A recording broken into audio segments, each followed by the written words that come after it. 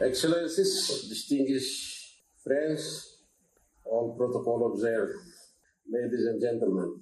Allow me on behalf of the Ministry of Finance and on the organizing team to thank you sincerely for your active participation over these 2 days. Your presence and your frank engagement confirm once again that Timor-Leste's story of resilience is also a story of solidarity and partnership. Over the course of this meeting, we have returned to the 3 pillars highlighted by our Prime Minister in his keynote address: our new policy and action plan for resilient and sustainable ocean economy, the monitoring report on the Strategic Development Plan 2011-2030, and our accession to ASEAN as a platform for national development. Around these pillars, we have heard substantive presentations from economic, infrastructure, social, institutional, and public administration reform sectors, as well as perspectives from our development partners. The message has been consistent. We recognize important progress, but also persistent vulnerabilities and many targets that remain only partially fulfilled. The discussions these 2 days have underlined that the next phase must focus on more disciplined implementation, better use of scarce resources, and a stronger link between national priorities, financing, and results on the ground. Allow me to briefly reflect on what we have heard and then suggest some possible directions for our joint work going forward to be further considered within government and with you all, my dear friends. First, the Blue Economy Policy and Action Plan offers a long-term framework to transform our sea into a source of sustainable development, social inclusion, and climate resilience. It proposes investments in coastal livelihoods, marine scientific research, maritime security, marine protected areas, and ocean literacy, and opens space for new forms of partnerships with the private sector, academia, civil society, and development partners. Second, on the SDP monitoring report provides a sober picture of where we stand. It shows that while 199 targets are being monitored and a good number have advanced, a majority remain at partial progress.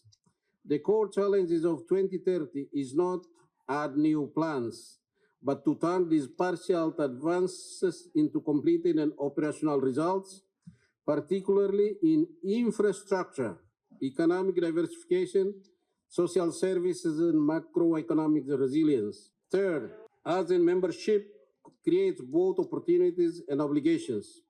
It gives Timor-Leste a stronger regional platform, a larger market, and new avenues for cooperation, while also requiring us to strengthen institutions, align with regional standards, and invest in human capital and connectivity. Across the sector session, a number of common themes emerge. The economic sector emphasized the importance of diversifying the non-oil economy, supporting agriculture, tourism, fisheries, MSMEs, and cooperatives, and improving the investment climate. The infrastructure sector stressed the need to move from fragmented project-based spending towards more coordinated, results-oriented, and financially sustainable investments in roads, water and sanitation, energy, ports, airports, public transportation, and ICT. The social sector highlighted human development gaps and called attention to concrete needs in education, higher education, youth and sports, social protection, maternal and child health, and inclusive services, especially for vulnerable groups. The public administration and institutional development pillars underlined the importance of civil service reform, digital systems, decentralization, justice, security, and international engagement in support to ASEAN aspirations and better service delivery. Taken together, these discussions suggest that Timor-Leste is reasonably well equipped in terms of strategies and policies, but that we need to organize ourselves better around implementation, sequencing, and partnership. Excellencies, ladies and gentlemen, without preempting internal discussions within government, allow me to outline 5 areas where, subject to further reflection, we could work with you on more concrete follow-up after this TLDPM. First, sharpening the focus of our cooperation around a limited set of shared priorities. Our Prime Minister referred to 5 priority areas and a set of flagship interventions to guide the final phase of SDP implementation to 2030. Building on this, the Ministry of Finance and the Ministry of Planning and Strategic Investment could, in consultation with the ministries, prepare a concise overview that groups key priorities and flagship initiatives, maps where government and partners are already active, and highlights areas where additional financial or technical assistance might be most catalytic. This should not be a new plan, but a practical tool to support alignment. We would welcome your views on such an approach and on how best to shape it. Second, exploring a gradual move from ad hoc projects to more programmatic, result-based approaches in selected sectors. Several sector presentations in infrastructure, social development, economic development, and institutional reform have argued for bundled interventions and clear outcomes. In that spirit, and where conditions allow, we could jointly explore, using the forthcoming medium-term planning framework 2027 to 2030, to frame sector outcomes and indicative envelopes. Designing a pilot basis, a small number of sector or program-based arrangements, for example, in water and sanitation, energy, health, or public administration reform that link partner support to agreed results and indicators. And strengthening joint annual sector reviews, using SDP and sector indicators as a shared reference.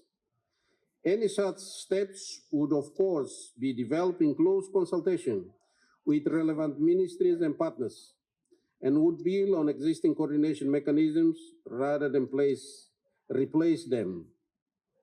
Third, strengthening the way we monitor and discuss SDP implementation together.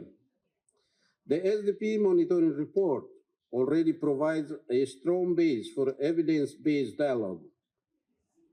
Looking ahead, we could consider together with you establishing a lighter joint government partners process to regularly review a limited set of key SDP indicators, including those linked to blue economy and ASEAN integration. Using those reviews to identify bottlenecks and good practices, and using future TLDPMs to take stock of progress and adjust cooperation where necessary. The precise format of such a process remains to be discussed. What seems clear from these 2 days is that both government and development partners wish to ground our dialogue more firmly in data, results, and mutual accountability. Fourth, translating the blue economy and ASEAN agendas into concrete cooperation opportunities. The blue economy policy and action plan and our ASEAN trajectory will shape Timor-Leste's development choices over the next decade. Several of you have already expressed interest in these areas. As a next step, we would propose to invite interested partners to informal technical discussions with the blue economy and ASEAN focal points to identify a first set of areas where cooperation could be deepened. For example, marine research, coastal livelihoods, renewable energy, digital connectivity, or institutional readiness for ASEAN obligations. Explore together which of these ideas could realistically move into joint programming or project preparation over the next 12 to 18 months. This will require further internal work on our side, and we appreciate your patience and guidance as we develop these agendas. Fifth, maintaining support for state capacity, data, and systems. Many interventions over these 2 days have pointed to institutional capacity, data quality, and systems as cross-cutting constraints. Strengthening these areas is a long-term effort, and we are grateful for the sustained support many partners already provide. Going forward, we would encourage continued engagement and, where possible, consolidation of support in areas related to public administration and civil service reform, including human resources systems and capacity development, planning and statistics and monitoring, including SDP architecture, ocean satellite accounts, and social and economic registries, digital government initiatives that can improve transparency, efficiency, and citizen access to services. The Ministry of Finance, together with the Civil Service Commission and other institutions, stands ready to facilitate further dialogue on these cross-cutting issues. These suggestions are not decisions. They are rather a possible way of organizing the rich material and ideas that have emerged over the last 2 days into a more structured conversation for the months ahead. The government will reflect internally on how best to take them forward, and we will revert to you through the usual coordination channels. For our part, the Minister of Finance remains committed to open and constructive dialogue with all partners. Transparency and prudence in the management of public finances, and ensuring that our planning and budgeting process support the priorities agreed at the national level. We are deeply grateful for the friendship and support you have shown Timor-Leste since the first conference in Tokyo and throughout our state-building journey.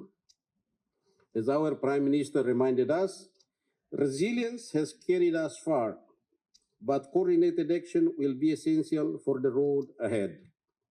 Let me close by thanking you once again for your contributions to TLDPM and expressing the hope that when we meet again, we will be able to look back together on concrete progress made, not only in policies and plans, but in the everyday lives of the Timorese people. Thank you very much. Obrigado, Barak.